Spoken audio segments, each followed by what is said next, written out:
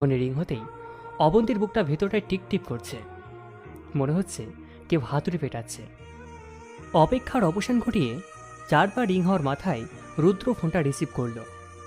অবন্তী ভেবেছিল একবারই ফোন করবে, রিসিভ করলে করবে আর না করলে ফোন করবে না। কিন্তু অবন্তীকে অবাক করে দিয়ে রুদ্র একেবারে ফোনটা রিসিভ করে। অবন্তী কাঁপা কাঁপা গলায় বলল, হ্যালো। হ্যালো, কে আপনি? অবন্তী গলা ঝেড়ে ঠিক করে নিল, তারপর বলল। চিনতে পারছো না? রুদ্র সঙ্গে সঙ্গে বলে উঠল, ও অবন্তী, তোমার গলাটা এমন লাগছে কেন? কেমন যেন বদলে গেছে। এমনি। কেমন আছেন আপনি? ভালো আছি।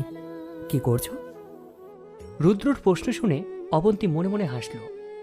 এই তো কয়েক মাস আগে যখন ও রুদ্রকে ফোন করেছিল, তখন রুদ্র জিজ্ঞাসা করে ও কেমন আছে। সেদিন অবন্তী বলেছিল, এই প্রশ্নটা আপনার মুখে মানায় না, তাই আর যাই হোক আমি কেমন আছি এটা আপনি কখনো জিজ্ঞেস করবেন না। ছেলেটা ধরে আজকে ওর কথা রাখলো।